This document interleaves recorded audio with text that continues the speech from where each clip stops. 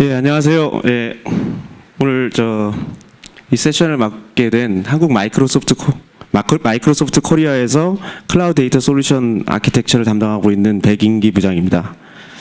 먼저 오늘 디지털 서밋에 참석해 주셔서 진심으로 감사드리고요. 그리고 특히 저희 세션인 프레딕티브 메인터넌스에 관심 가져주셔서 감사합니다. 오늘 제가 말씀드릴 주제는 애저 IoT 서비스 기반의 프리딕티브 메인터넌스를 어떻게 구축하는지 그런 가이드를 중심으로 좀 말씀을 드리려고 하고요. 그런 구축을 좀 더 용이하게 하기 위한 솔루션 오퍼링을 마이크로소프트가 제공하고 있습니다. 이 부분도 간단하게 짚어드리려고 합니다.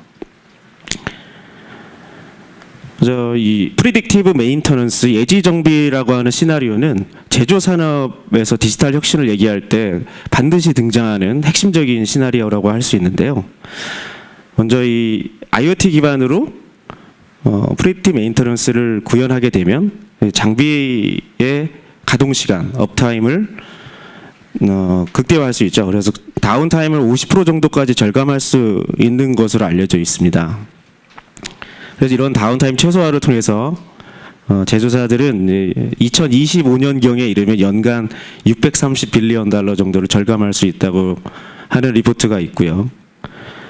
특히 이제 꼭 고장이 났을 때 그것을 조치하고 미리 예방한다는 것보다는 원하는 생산량과 제품의 품질을 맞추기 위한 장비 효율을 제고하는 쪽에서도 사용할 수 있고요. 그래서 설비 종합 효율 같은 경우 30%까지 증대시킬 수 있다고도 합니다. 이제 널리 알려져 있는데 계획된 유지 보수, 흔히들 얘기한 스케줄드 플랜에 따른 메인터넌스가 갑작스러운 사고에 의한 메인터넌스보다 코스트가 10배 이상 차이 난다고 합니다. 그래서 이러한 프리딕티브 메인터넌스 시나리오를 구현하는 것이 디지털 트랜스포메이션에 있어서 매니팩처링에서 굉장히 중요하게 다루어지고 있는데요. 몇 가지 간단한 상세 시나리오를 좀 짚어보면, 그래서 가동시간 최적화를 통해서 장비 기대 수명도 연장이 되고, 그러므로서 품질을 개선할 수 있는 이런 케이스들이 있고요. 여기 밑에 보시면 이제 자벨이나 슈나이더 이런 케이스가 있죠. 사실 이런 식으로 코스트 절감을 하게 되면 이 비용을 제품의 디자인이나 서비스의 개선에도 활용할 수 있습니다.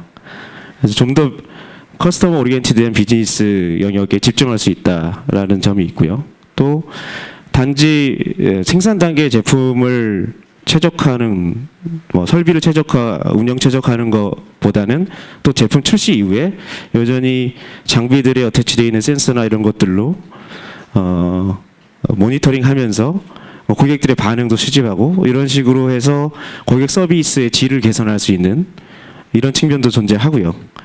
그래서 이런 식으로 전체적으로 연결되어 수집되어지는 데이터들을 분석하고 모델을 만들어내서 혁신적이고 차별화된 새로운 비즈니스를 시장에 내놓을 수도 있겠죠. 그러니까 가장 크게 얘기할 수 있는 부분은 기존의 장비 제조업체들이 그냥 단순한 제품을 출시하고 시장에 내놓고 2, 3년 주기로 다시 애프터 마켓을 통해서 수리하고 이런 식으로 낸다기보다는 비즈니스 모델 자체를 제품을 판매한다기보다 서비스를 판매하는 쪽으로 바꿔내는 디지털 혁신이라고 할 수 있겠죠. 그러니까 엘리베이터를 그냥 판매 공급하던 회사가 엘리베이터를 임대하는 서브스크립션 모델로 비즈니스를 바꿀 수 있는 것처럼요. 네. 제가 이제 오늘 소개드릴 케이스는 두 가지인데 이게 자빌이라는 회사입니다. 그리고 이제 뒤에는 아까 방금 말씀드렸던 엘리베이터 회사를 하나 소개를 시켜드리려고 해요.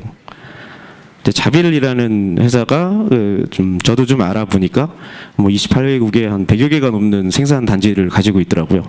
이 회사는 주로 이제 PCB 같은 서킷들을 제조해서 전자제품에 납품을 하는 회사인데 이게 제조 공정이 그러니까 32단계 이런 식으로 되어 있고 그 공정에서 직접 회로에 SMT라고 마이크로 소자들을 다 끼우는 작업을 해야 되는데 이게 이제 공정 단계 맨 마지막에 가서 중간 단계에 뭐가 잘못됐다는 걸 나중에 밝히게 되면 굉장한 손실이 되겠죠. 이걸 스크랩 리워크라고 하던데 이런 것들을 통해서 계속 불량률들은 늘어나고 만약에 제품의 그 타임 투 마켓이 되게 짧아서 이 자빌의 고객이 이거 빨리 많은 양을 생산한다고 하면 그런 점검을 할 인스펙션을 한 타이밍도 부족하고 사람이나 뭐 더 센서링을 더 많이 해야 되겠고 이런 문제가 발생할 겁니다.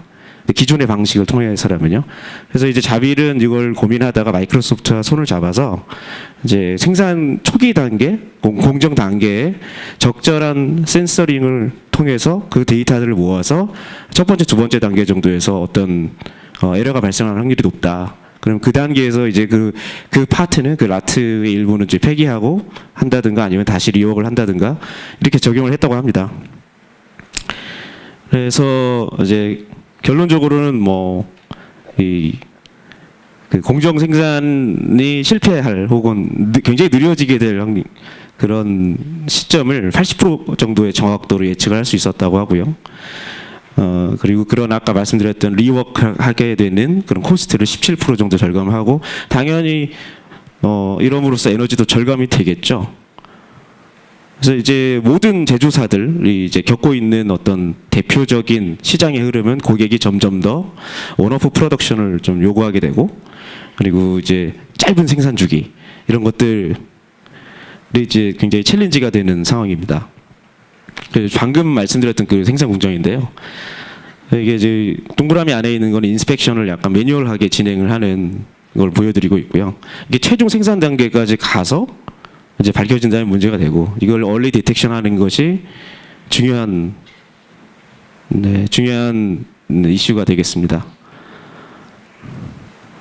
그래서 이제 여기 보시면 왼쪽에 보시면 애저 서비스 상에 이제 다양한 데이터 소스라는 게 단지 그 머신의 소스 데이터만이 아니고 이제 판매된 것들 혹은 이제 뭐 ERP나 뭐 MES, SPC 이런 다양한 데이터 소스들 그리고 외부에 있는 다른 웨더 데이터라든가 공장 가동에 대한 설비에 대한 기후 데이터 이런 것들도 다 포함을 해서 가운데쯤 보시면 이제 그 바이브레이션 프리퀀시 이런 것들이 굉장히 높고 또는 빗웨어가 보니까 뭐 이런 이제 절삭이나 공구들의 마모 상태가 굉장히 높거나 하면 이게 실패할 확률이 높아진다는 것을 알아내는 중요한 뭐 피처가 되겠죠. 이런 것들을 가지고 예측을 했다는 예시입니다.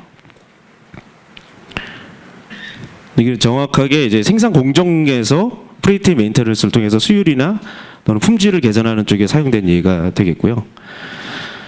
두 번째로는 이제 티센크룹이라는 엘리베이터 회사가 있는데 이게 전 세계 뭐 110만 대 정도를 글로벌히 운영을 하고 있다고 합니다. 네, 그 엘리베이터에서 가장 중요한 면은 뭐 그 정비라는 게 고객의 안전과 직결되기 때문에 굉장히 크리티컬한 업무가 될 텐데 그거를 이제 기존에는 이런 IoT 기반으로 하지 않았었고 이제 마이크로소프트와 손을 잡고 IoT 베이스로 IoT 컨셉 베이스로 이제 그 당시 이게 좀 오래돼 있어요. 당시에 썼던 솔루션 이름들이나 이런 건 다르지만 컨셉추얼 아키텍처는 동일하고요. 그래서 그걸 통해서 이제 프리딕티브 메인터넌스 여기서는 이제 프리엠티브 메인터넌스라는 말도 쓰긴 하는데 프리딕티브 메인터넌스를 구현을 했어요. 그러니까 이 비즈니스 모델은 아까 생산 공정이라기보다는 제품을 출시하고 그 제품이 운영되면서 운영하는 오퍼레이션 데이터를 센서링해서 오퍼레이션 데이터라고 하면 센서 데이터도 있지만 그걸 운영시키는 이제 시스템 데이터들도 있겠죠. 그런 것들을 다 조합을 해서 언제 어느 파트에 페일이 일어날지 이를 정확하게 되도록 정확하게 예측을 해야겠죠. 그걸 제시하고 그걸 이제 어떤 이제 관제 센터에서도 보고 있고 동시에 이제 현장에 출동하는 기사들도 동일한 화면을 실시간 혹은 준실시간으로 보게 되는 거죠. 그래서 그때 방문하기 전에 그걸 보고 가서 이제 엘리베이터의 어떤 파트를 한번 좀 더 자세히 점검해 보라든지 이런 일들을 하게 됩니다. 그러니까 이 프리엠티브와 프리딕티브 뭐 말이 많은데 저도 좀 이렇게 단어들이 좀 모호하고 해서 조금 뭐 생각을 해보니까 프리딕티브라고 하면 약간 예측을 하는 인사이트 쪽에 가까운 얘기가 될 것 같고요. 프리엠티브라고 하면 이제 즉각적인 조치를 할 수 있을 정도의 예측보다 정확도가 높고 문제 발생의 원인을 이제 확률적으로 보여줘서 그것들을 이제 바로 리플레이스 한다든가 조치를 그러니까 시스템적으로 바로 한다든가 뭐 이렇게 제시까지 할 수 있으면 프리엠티브 메인터넌스가 되는 것 같습니다. 예. 지금 이제 스케줄드 비지 대 예측된 그 페일리어의 그 잠재적 요인들을 가지고 뭐 어떤 부품이 필요할 수 있겠다고 챙겨서 갈 수도 있겠죠. 이런 식으로 이제 비용이 좀 절감된다고 보실 수 있을 것 같아요. 실제로 제가 이제 참여했었던 그 모 전자회사에서 이제 IoT를 도입한 이유도 전체적인 CS 비용의 절감이 가장 키였거든요. 이게 글로벌 정말 큰 회사들이라면 이게 이제 한 해 예산만 해도 200억, 300억 이렇게 되니까 이게 이머전시 비짓을 하게 되면 이머전시 비짓, 그러니까 평소 스케줄드 비짓은 뭐 한 2, 30달러인데 이머전시 비짓을 하면 이제 100불, 200불이 되는 이제 이런 것들을 최소화하는 게 운영 비용 절감이 당연히 되겠죠. 이게 이제 그거 최소로 하면 비용도 있지만 이제 그걸 사용하는 고객들의 만족도가 훨씬 더 신뢰가 생기겠죠. 네, 만족도가 높아지고 프리엠티브 메인터넌스라는 시나리오가 굉장히 적절한 얘기인 것 같아요. 그래서 그 비즈니스 트랜스포메이션에 있어서 이제 고객과도 인게이지먼트가 좀 높아지고 그래서 이제 마이크로소프트는 이제 IoT가 핵심 시나리오의 근간이다 이렇게 생각을 하고 이제 솔루션 오퍼링을 제시하고 있습니다. 그래서 두 가지 IoT 솔루션 오퍼링이 있는데 이제 잘 아시는 파스 성향의 오퍼링이 있고요. 사스의 오퍼링이 있습니다. 파스는 이제 다들 아시겠지만 파스니까 약간 커스터마이제이션이 가능하겠구나. 내 시나리오에 좀 더 맞춤형으로 만들 수가 있겠구나. 하지만 내가 좀 손을 많이 대야 되고 이런 뭐 각각 개별 컴포넌트를 만약에 뭐 프라이싱 이슈가 있으면 코스트를 좀 조절해가면서 써도 되겠구나 이렇게 생각하실 수 있겠죠. 그래서 이 애저 IoT 수익 같은 경우는 애저 상에서 몇 번을 클릭을 하면 애저 상에 이 컴포넌트들이 자동 생성되고 그 플로우들이 자동으로 만들어져요. 그래서 이제 샘플 시나리오를 쓰고 있기 때문에 시뮬레이티드 디바이스 같은 걸 몇 개 심어주고 이런 식으로 연기해서 처리가 가능하다. 그래서 이거 보여줍니다. 이제 핵심이 되는 이벤트를 처리하고 텔레메트리의 얼럿이나 룰과 얼럿을 설정하는 부분은 웹상에서도 이렇게 만들어지는 웹상에서도 바로 조절이 가능하고요. 좀 더 세련된 시나리오를 구축하고 싶으시면 직접 웹을 디자인하시면 됩니다. 그리고 이제 예전의 버전은 이게 그냥 이벤트 허브의 웹잡 이런 식으로 구현이 됐었어요. 근데 지금은 이제 스케일러빌리티 혹은 또 이제 확장성 이런 것들을 좀 더 고민을 하고 계시기 때문에 마이크로 서비스로 리디자인을 했거든요. 그래서 이제 그냥 단순한 버전은 마이크로 서비스 버추얼 머신 한 대에 올려서 하실 수도 있고 이제 좀 더 어드밴스된 경우는 이제 쿠버네티스를 활용한 오케스트레이션을 해서 마이크로 서비스 버추얼 머신을 여러 대로 스케일아웃 할 수 있게 되어 있습니다. 저희도 그런 쪽으로 노력을 많이 하는 거죠. 그러니까 몇 번 클릭하고 끝나서 되게 쉽고 빠르게 적용할 수 있다고 하는데 마지막에 가면 커스터마이제이션 하려면 처음부터 다시 해야 된다. 이런 피드백이 있어서 이제 본사 연구진들이 많은 노력을 통해서 그렇게 기본적인 템플릿을 만들어 놨습니다. 마이크로소프트 IoT 센트럴은 사스고요. 그냥 사스니까 뭐 정해진 굉장히 스트레이트포워드한 시나리오를 가지고 자기가 몇 번 클릭으로 예를 들면 모델만 좀 바뀔 수 있겠죠. 센서링 포인트만 좀 바뀌고 나머지는 전혀 개발하는 영역이 없습니다. 그래서 여기 이제 현업 부서에서 직접 이런 프로젝트를 추진하신다면 IoT 센트럴을 통해서 시작을 해보실 수 있을 것 같고요. IT 부서에서 좀 더 딥다이브 하시려면 IoT 스윗을 사용하실 수 있겠습니다.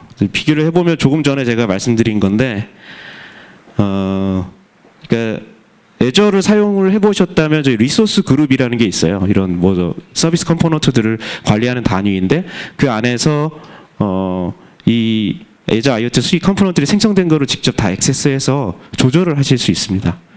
컨피규레이션도 하실 수 있고요. 뭐 자기가 좀 더 많은 허브를 좀 IoT 허브를 넣어야겠다고 하면 그렇게 넣으실 수도 있고요. 그렇지만 이제 IoT 센트럴 경우는 이제 잘 아시겠지만 그냥 정해진 대로 쓰셔야 되고요. 둘 다 마찬가지로 이제 클릭을 하면 뒤에 좀 제가 화면을 보여드릴 텐데 뭐 몇 분이면 만들어지는 건 맞습니다.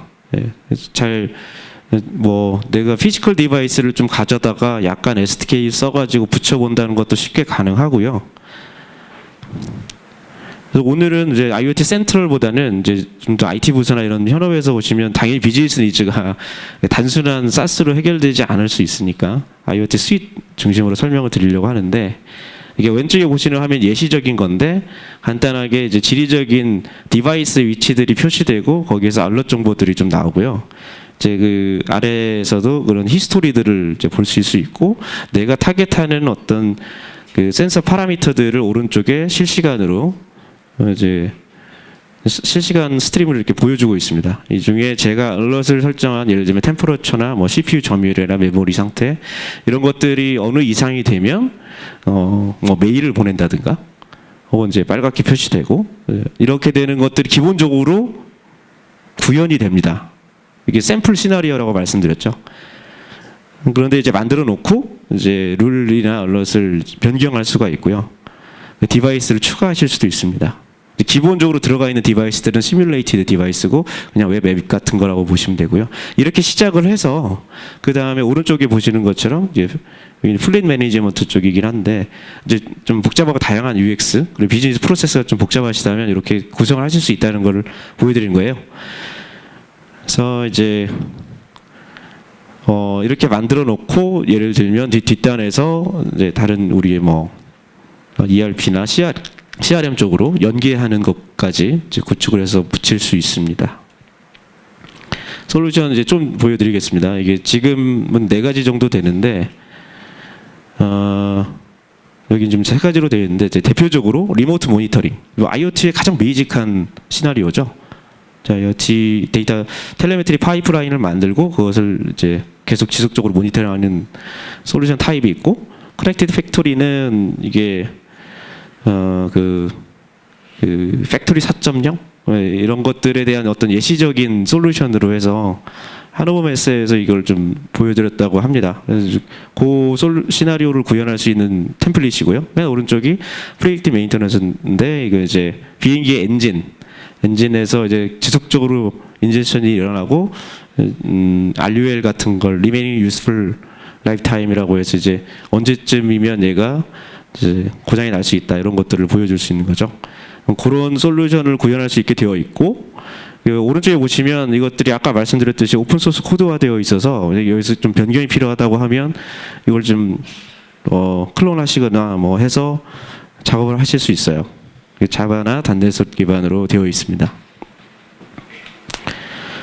자, 그러면 애저 IoT 스윗으로 솔루션을 만들면 대략 어떤 형태로 만들어지느냐, 이게 컨셉추얼 아키텍처라고 보실 수 있는데, 가운데 있는 부분들이 다 애저상의 서비스 컴포넌트들이고요.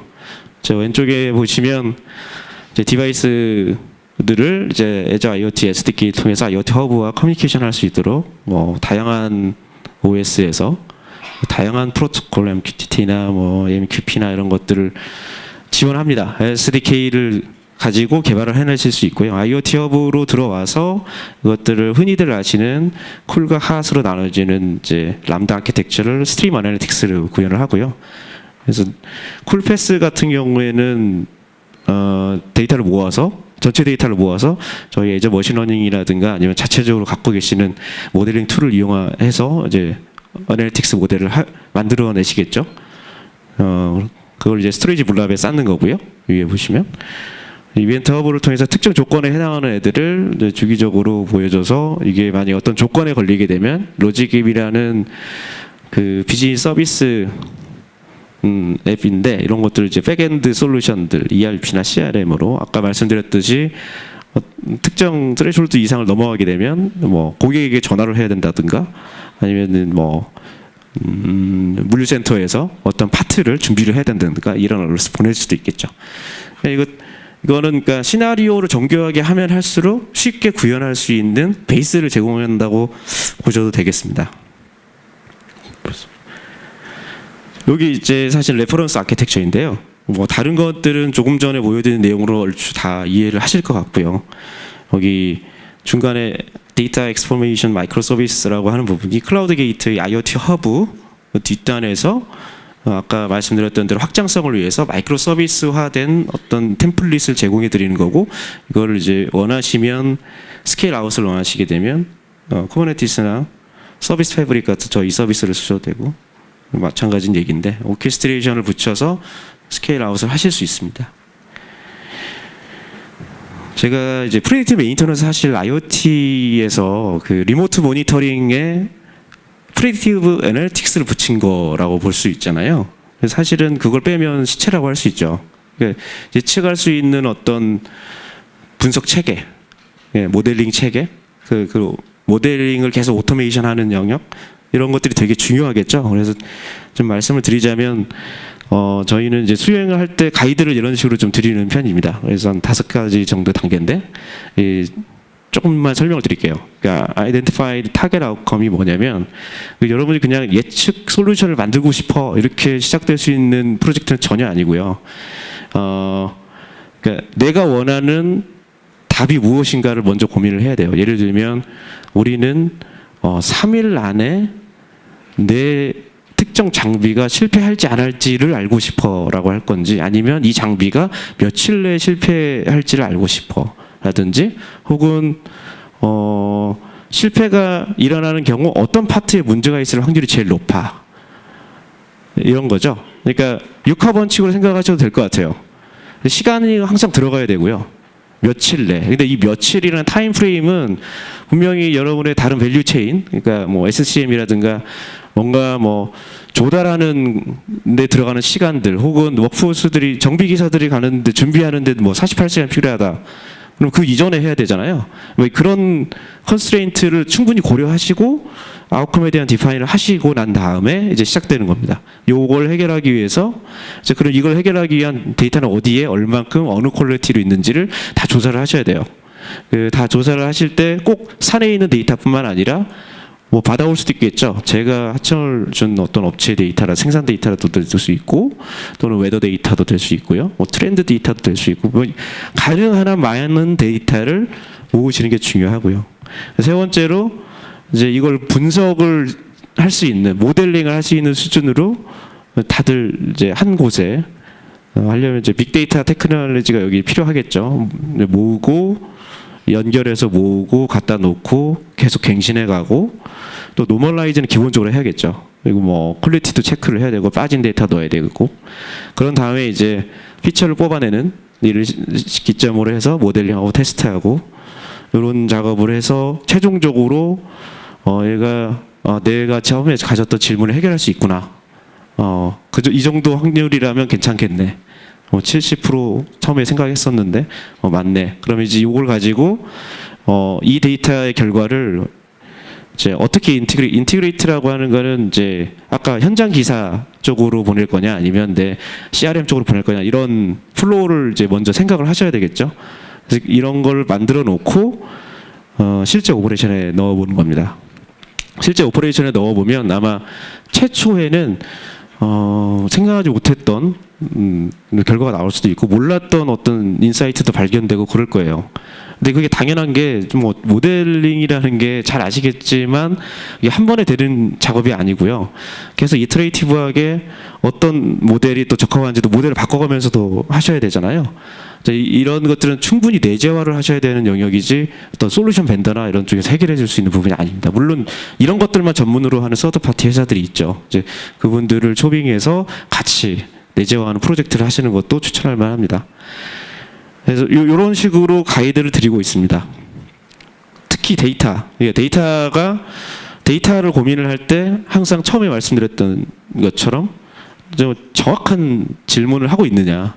여기 보시면 그 Y-days 안에 컴포넌트 X가 페일할지 안 할지를 프리딕트 하는 거죠. 근데 그냥 고장이 날지 이렇게 되면 아무 의미가 없어요. 그러니까 뭔가 액션을 취할 수 있는 게 없는 거죠. 두 번째는, 그러니까 저는 예를 들면 뭐 분 단위로 뭔가를 알고 싶은데 제공되는 데이터는 일 단위로 제공되고 있거나, 나는 파트의 고정을 알고 싶은데 그냥 뭐 디바이스 전체에 대한 데이터, 스펙 데이터 정도만 갖고 있다거나 그럼 말이 안 되잖아요. 근데 그런 것도 체크를 해보셔야 되고요. 정확한 데이터 이거 정말 중요합니다. 정확하게 아는 데이터들이 굉장히 많잖아요. 불충분한 데이터도 굉장히 많고요. 퀄리티적으로 데이터 is connected라는 거는 이제 생산할 때의 그런 어떤 스펙에 대한 또는 결과물에 대한 데이터들이 또 출시가 된 이후에 이제 운영하면서 만들어진 데이터와 적절하게 링크가 되어야 되겠죠. 그래서 아까 티센크룹 같은 그런 모델이 생겨날 수 있습니다. 그러니까 이게 어떤 이상을 보이는 게 생산 단계에서의 히스토리와 연관이 돼 있을 가능성이 높거든요. 맨 마지막에 어라이벌 오브 데이터는 당연한 말이죠. 아주 많은 충분한 데이터가 있지 않으면 의미 없는 일이 되겠습니다. 데이터 사이언스 프로세스는 넘어가고요. 제가 주어진 시간이 좀 적어서 프리딕티브 모델링 할 때 이제 어떤 데이터 소스들이 주로 사용되는지를 좀 말씀을 드리려고 하는 거예요. 첫 번째 보시면 페일러 히스토리 당연히 필요하겠죠.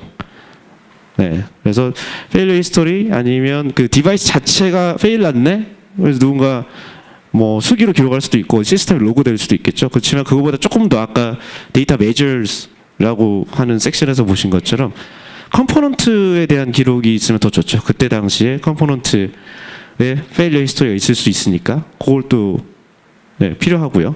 리페어 히스토리는 이제 이것들을 언제 고장이 나서 어떻게 고쳤고 어떤 파트가 리플레이스 되고 뭐 이런 것들에 대한 데이터. 그리고 머신 컨디션은 아까 말씀드렸던 센서 그러니까 스테이터스 데이터들이죠. 주기적으로 뭐 1분에 한 번씩이든 뭐 5분에 한 번씩이든 센서된 데이터들. 그리고 머신 피처는 이 제품 자체 스펙 언제 생산된 뭐 10년 전 제품인지 3개월 전에 만들어진 제품인지 그 설비가. 그리고 오퍼레이팅 컨디션은 이제 뭐 로케이션이나 뭐 웨더 데이터나 이런 것들 이런 것들을 오퍼레이팅 컨디션이라고 하는데 이 데이터도 필요하고요. 오퍼레이터 트리뷰트는 뭐 이제 그걸 또 오퍼레이션 하는 사람에 대한 데이터도 있으면 도움이 되겠죠. 대략 이런 정도의 데이터를 가지고 점검해 보시면 되겠습니다. 아까 인벤토리 데이터 소스라고 말씀드린 부분에서 모델링 테크닉 마지막으로 말씀드리면 바이너리 클래시피케이션 요거는 yes or no잖아요. 그래서 이게 내가 정해진 시간 내에서 실패할지 성공할지를 내놓는 그런 데 적합한 모델링 테크닉이고요. 리그레션은 이제 현재 시점에서 다음번 실패가 발생할 때까지 남아 있는 RUL이라고 부르는 Remaining Useful Life 요런 것들을 만들어내는데 리그레션을 쓰고요. 멀티 클래스는 당연히 이제 몇 가지 중에 뭐가 제일 높니 이런 질문을 던지는 혹은 어떤 파트가 이 고장의 가장 큰 원인이니 이런 것들을 산출해내는 테크닉이고 아노멀리 디텍션은 뭐 이상 탐지니까 그렇게 그렇게 진행을 하시는데 이런 테크닉이 있다는 걸 좀 아시고 진행하시면 될 것 같습니다. 제가 데모를 보여드리려고 했는데 데모까지는 안 되고 그냥 들어가 보시라는 차원에서 한번 말씀드릴게요. 여기 azure.iotsuite.com이라는 데 들어가시면 로그인을 하시면 이제 새로운 솔루션을 만드는 버튼이랑 제가 이미 만들어 놨는데 하나는 프리딕티브 메인테넌스 아까 엔진 두 개에서 잠깐만 보여드릴게요. 몇 초면 될 것 같습니다. 그래서 스타트 시뮬레이션을 하면 디바이스 센서 데이터가 시뮬레이션 돼서 이제 나오게 되고요. 여기 센서들에서 나온 데이터를 가지고 RUL을 보여주게 됩니다. 근데 이건 조금 시간이 걸릴 수 있는데 이렇게 되는 거고 오히려 이제 리모트 모니터링 쪽이 아까 말씀드렸던 디바이스를 어태치하거나 뭐 룰을 세팅하거나 이런 것들을 하시기가 더 좋아요. 그래서 리모트 모니터링 데모는 한 번씩 꼭 한번 만들어 보셨으면 합니다. 그리고 지금 아직도 계속 발전시키고 있는 중이라 조금 이런 메시지가 나오고요. 여기 보면 디바이스 종류에 따라서 두 개씩 만들어 놓고요. 그래서 이제 얼럿이 어떻게 뜨고 여기에 대한 후속 작업 같은 걸 오더도 할 수 있고요. 이 룰 세팅에 가보면 이런 식으로 되어 있습니다. 뭐 이게 프레셔가 250 이상 뭐 이런 것들 가지고 얼럿을 하는 거고요. 디바이스에서 제가 뉴 디바이스를 추가할 수가 있습니다. 시뮬레이티드나 피지컬이나 이런 식으로. 예. 그 IoT 센트럴 쪽도 요 마이크로소프트 IoT 센트럴닷컴에 들어가시면 요건 정말 그냥 따라하기로 되어 있는 마우스 따라가시면 되거든요. 한번 해보시기를 권장드립니다. 네, 혹시 그 추가적으로 궁금하신 부분 이런 부분은 뭐 저 통해서 저에게 연락을 주셔도 좋고요. 예, 오늘 제 얘기는 여기까지 드리겠습니다. 저 다음으로 바로 실제 고객사 삼성전자 고객사의 사례를 실제 담당하신 파트장님 모시고 들어보는 시간을 가지겠습니다. 감사합니다. 예.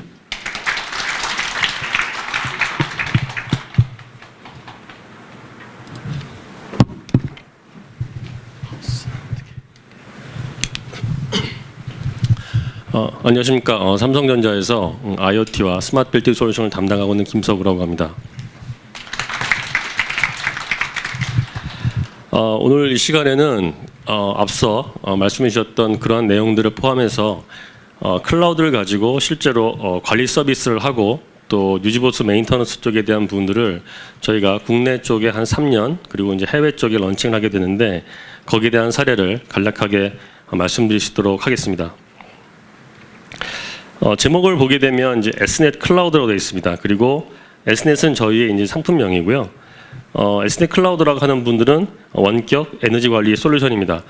단순히 모니터링하는 것이 아니라 원격에서 제어를 하고 분석을 하고 디텍팅을 하는 그런 부분인데 상당 부분들이 수동으로 되어 있지만 이런 수동에 대한 부분들이 자동화로 옮겨가고 있습니다.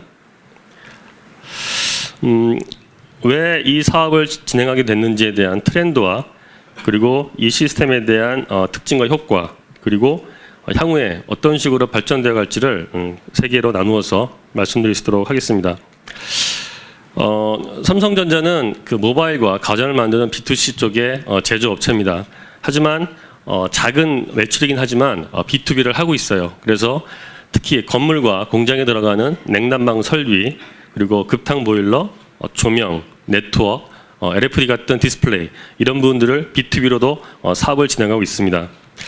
그래서 그런 부분들은 각자 제품별로 유지보수 서비스라든지 설치가 진행되고 있었는데 14년도에 우리나라 교과부나 이제 미래부 이쪽에서 이런 정책들이 발표가 되기 시작했습니다.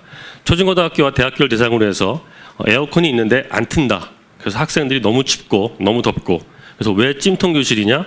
왜 냉골 교실이냐? 이런 분들이 있어서 시스템을 잘 설치했지만 잘 운영할 수 있도록 정책적으로 지원을 하자라는 부분이 있었고요. 또 이런 부분들이 17년도에는 에너지 이용 공공기관 합리화법이라는 부분들이 개정안이 발표가 되면서 학교뿐만 아니라 국가의 모든 공공기관들 예를 들어서 양로원, 어린이집, 경찰서, 우체국 같은 경우에 모든 공공기관에 냉난방 설비 그리고 조명, CCTV 같은 보안 이런 부분들을 효율적으로 운영하고 관리하자라는 법안들이 발의가 됐습니다. 그래서 저희 같은 제조업체들 이런 설비들을 만드는 업체들이 국가정책에 뭔가 대응을 하기 위해서는 마땅한 툴이 필요했는데요. 국내의 초중고등학교가 12,000개가 넘고 우체국만 해도 3,300개입니다.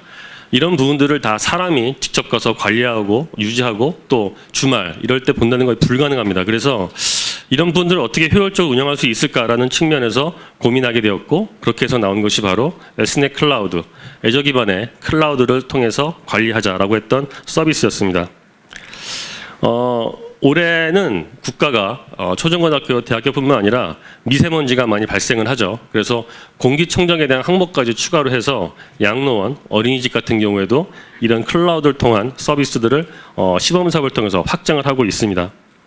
그리고 더 중요한 건 이런 부분들이 해외에서도 동일하게 적용하고 있고 또 새로운 사업 기회로 나오고 있다는 것입니다.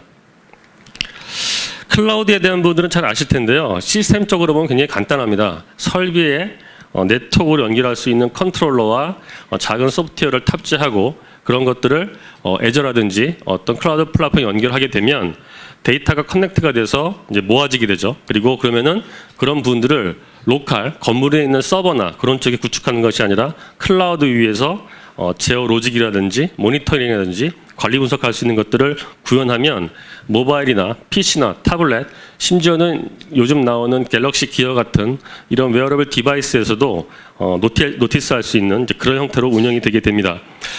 저희가 3년 전에 이제 처음으로 출시를 해서 저희뿐만 아니라 많은 업체들이 이런 분들을 상용화해서 하고 있는데 맨 처음에는 공공기관을 대상으로 해서 했지만 최근에는 민수 쪽에 커피 전문점들 많이 있죠. 이런 리테일 프랜차이즈에서도 본사에서 관리할 수 있는 서비스로 이런 서비스들이 각광받고 있습니다.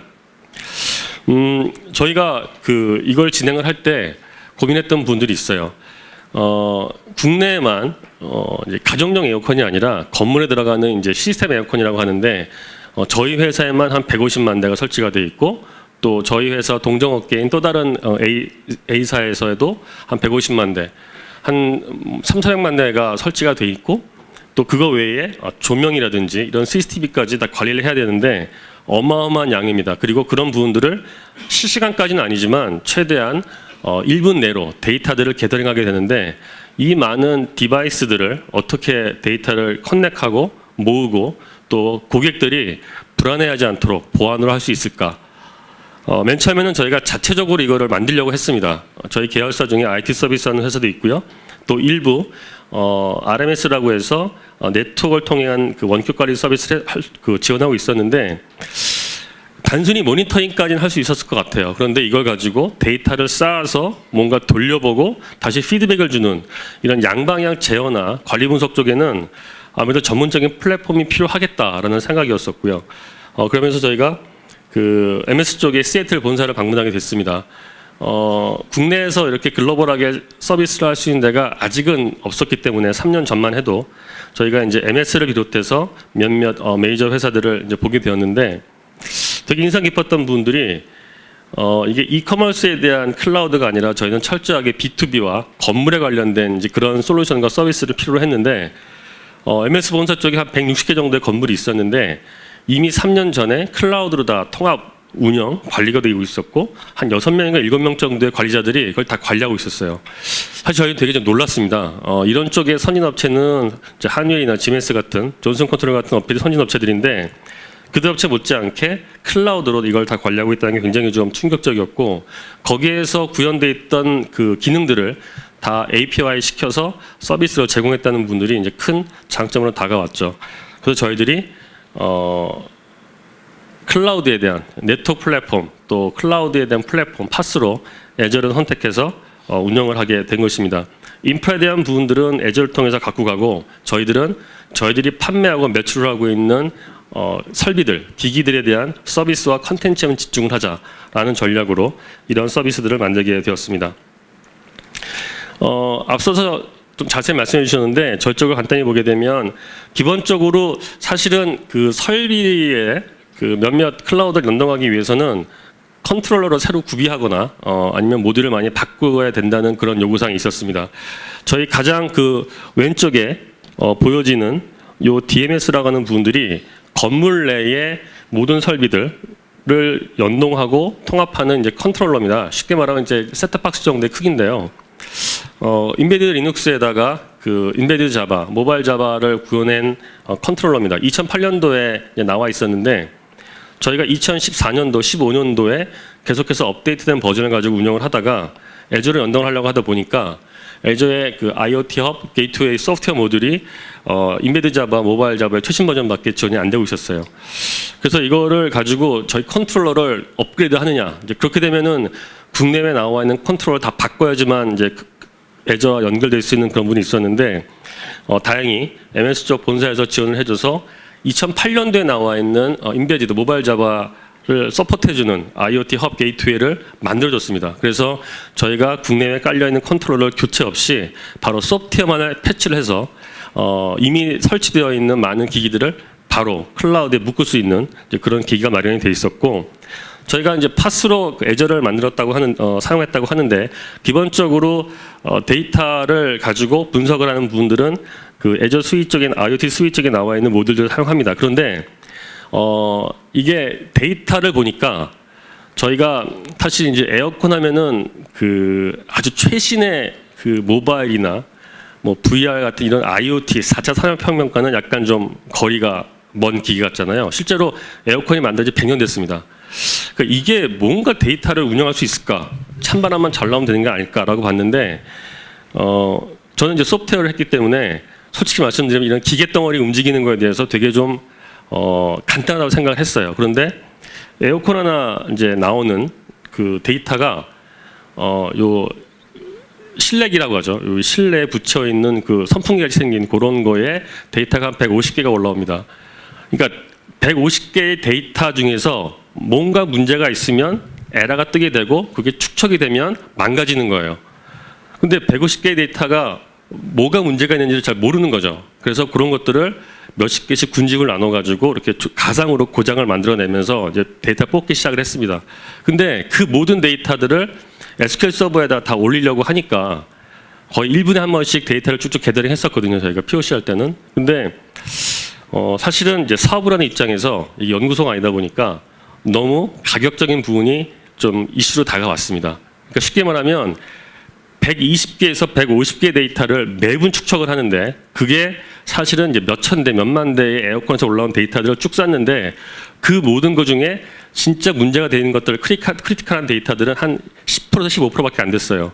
근데 그 7, 80%에 대한 모든 데이터들을 고장이라는 걸 알기 위해서 비교적 고가인 SQL 서버에다 둬야 되느냐라는 문제가 있어서 기본적으로 그 로우 데이터에 대한 부분들은 저희가 일반 그 오픈DB를 씁니다. 오픈DB를 쓰고 그 중에서 1차적으로 필터링을 해서 꼭 필요한 메타데이터만을 저희가 SQL 쪽에 옮기게 돼 있고요.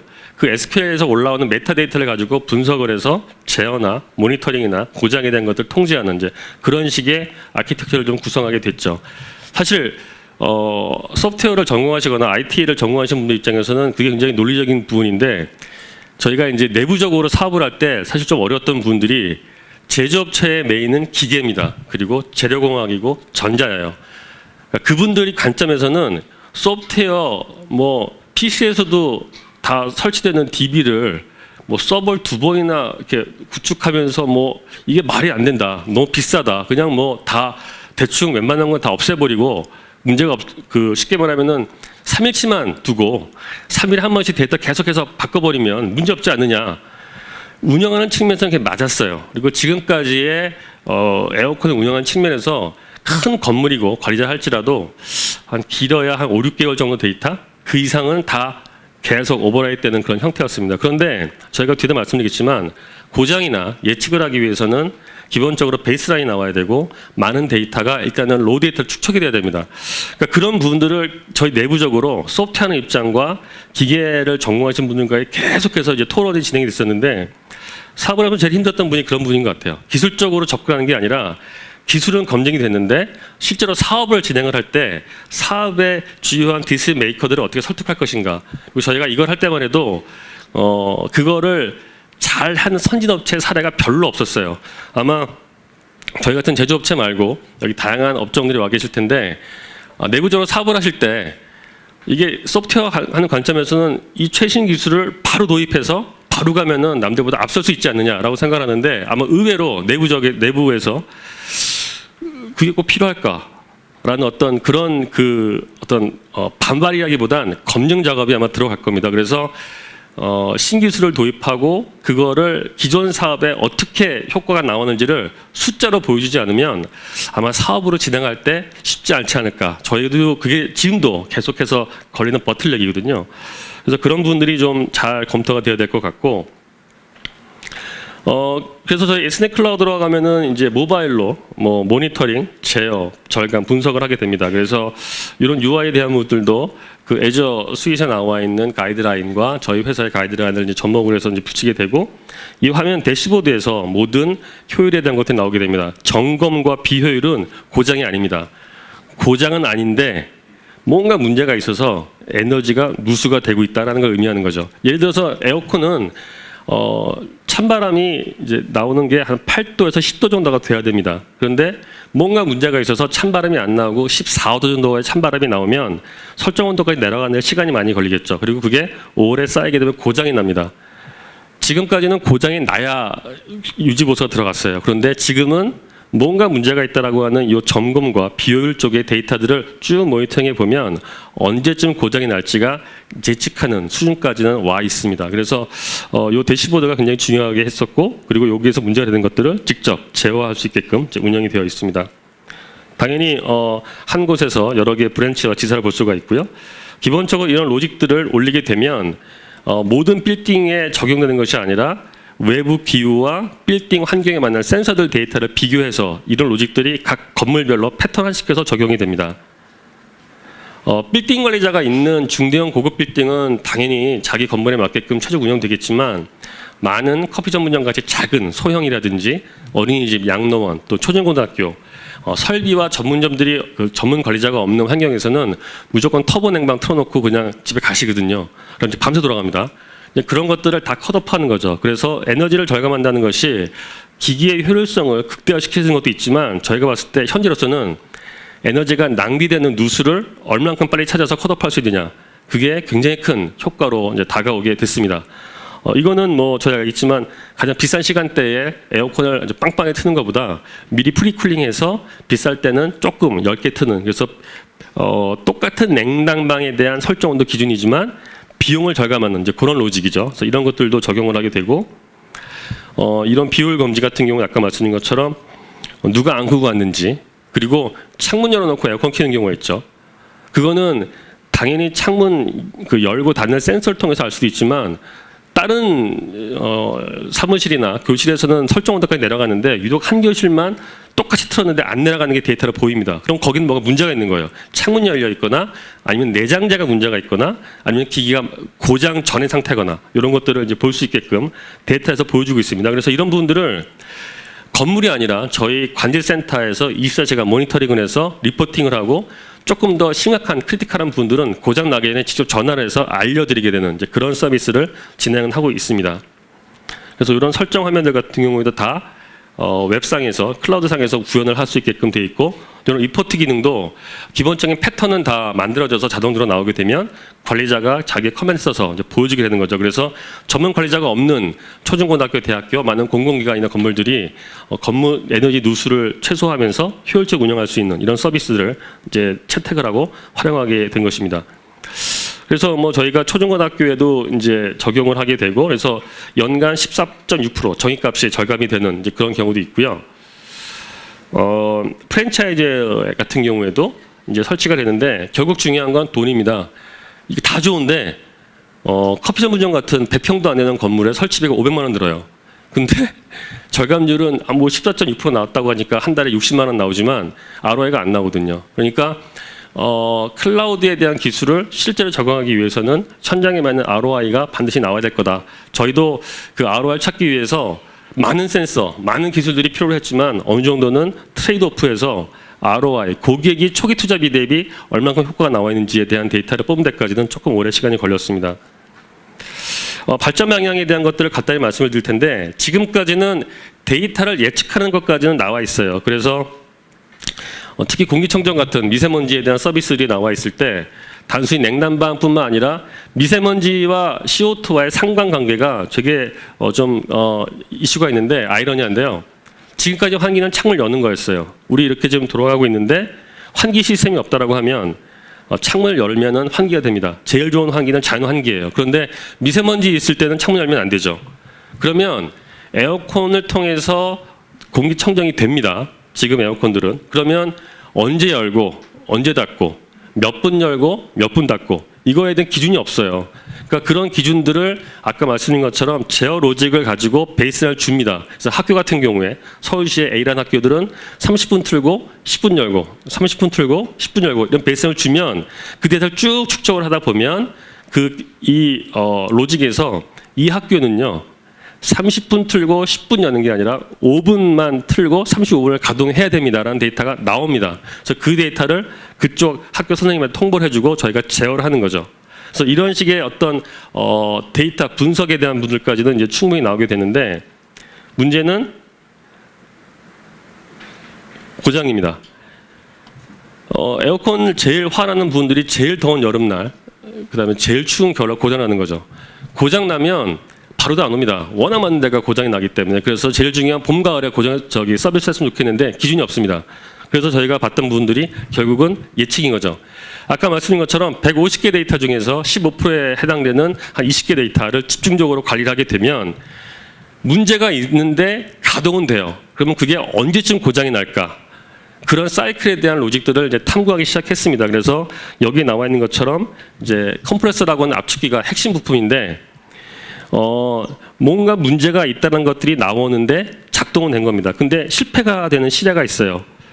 그러니까 기기의 특성에 맞는 고장 시점으로부터 A라고 하는 포인트가 문제가 있으면은 어느 정도의 에러 시간이 걸 거다라는 것들이 이제 학습 기반을 통해서 나오기 시작했던 겁니다. 그래서 이런 부분을 통해서 에어컨의 모든 부분들이 예측되진 않지만 아주 핵심적인 분량에 대해서는 예측을 할 수 있는 상태까지 저희가 오게 되었고, 결국은 이 부분들은 저희가 현재로서는 아직 시범 단계이긴 한데 이제 텐서플로우라고 하는 로직을 통해서 패턴 분석을 가지고 적용을 하니까 생각보다 정확했어요. 그래서 지금은 그 오차율을 최소화하는 데 이제 국한을 하고 있고요. 여기서도 그리고 또 하나가 요즘 이제 가장 이슈 중에 하나가 태양광 ESS가 배터리인데, 태양광에서도 유독 한쪽에서만 많이 데이터가 이제 핵심 이제 문제가 나오는 거죠. 근데 그거를 똑같이 저희가 텐서플로우를 통해 돌려보니까 요 녹색과 파란색이 거의 예측과 실제 데이터인데 유독 빨간 것이 이제 보였습니다. 근데 요 빨간 게 여기 파란색이 예측이고 빨간색이 실제인데 요 빨간색이 고장이 나기 전에 포인트가 요 빨간 포인트예요. 그러니까 뭔가 문제라는 것들이 딱 발생이 되면 결국은 얼마 있다가 고장이 난다는 거죠.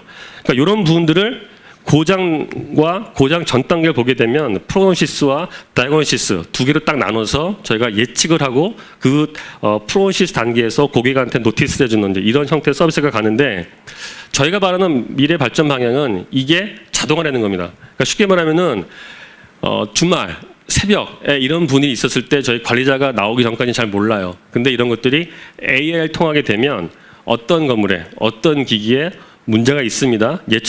고장의 통보를 가야 됩니다라고 이제 노티스를 주는 거죠. 아직까지는 저희가 시범 서비스 단계로 가고 있지만 아마 곧 이러한 예측 고장 서비스는 저희 같은 제조업체에 아주 중요한 킬러 어플이 될 것 같고요. 고객 입장에서도 고장 나서 냉난방에 끊어짐 없이 계속해서 운영이 될 수 있는, 그리고 지금처럼 미세먼지나 공기청정으로 문제가 되어 있는 부분에 있어서 정말로 핵심적인 서비스 기능이 될 것 같고, 또 하나가 이제 가상화입니다. 지금은 가봐야 알 수 있었어요. 그리고 가서 천정 다 뜯어야 알 수 있죠. 뭐가 문제가 있는지. 근데 MS 쪽에 저희가 이제 POC를 해보는 이제 홀로렌즈라는 부분이 있는데, 그 홀로렌즈 딱 끼게 되면 뭐가 문제가 있는 현장을 가보질 않아도 대략해서 볼 수가 있습니다. 그래서 가상의 현실에 어떤 설비가 운영이 돼 있고 가상의 포인트를 찍게 되면 현재 어떤 형태에 대한 것들이 보여지게 되는 거죠. 물론 데이터가 축적이 돼야 됩니다. 그래서 저희가 바라는 서비스들은 사실 이게 영화 속의 얘기가 아니라 지금도 일부 구현이 가능합니다. 그래서 저희가 보는 이제 미래의 모습은 지금은 고장에 대한 것들을 사전에 예측을 해서 통보해주는 여기까지는 왔어요. 근데 이제는 이거를 직접 AI 엔진을 통해서 사용자들한테 알려주고, 그리고 이러한 AR 기술을 이용을 해서 시공간의 효율화, 1시간씩 가지 않아도 즉각해서 볼 수 있는 이런 것들을 이제 통하게 되고, 이 화면들이 관리자에게도 동일하게 보여지는, 그래서 천장 뜯지 않아도 에어컨 수리할 수 있는 이제 그런 시대를 저희가 예측을 하게 되고 아마 준비를 하게 될 겁니다. 그래서 제가 짧게 말씀을 드렸는데 다양한 부분에서 클라우드나 이런 플랫폼을 이용한 예측 서비스를 진행하시게 될 거예요. 하지만 중요한 건 어느 사업이든지 이제 킬러에 대한 이슈가 있을 텐데, 저희 쪽에 대한 제조업체는 유지 보수, 그리고 고장 나기 전에 예측을 하고 고객한테 서비스함으로써 고객의 만족을 올릴 수 있는 이제 그런 쪽에 타겟을 둬서 저희 같은 제조업체들은 이러한 서비스들을 계속해서 가속화할 거고 킬러 어플리케이션으로 이제 발전시켜 나갈 거라고 이제 말씀드리겠습니다. 예, 감사합니다.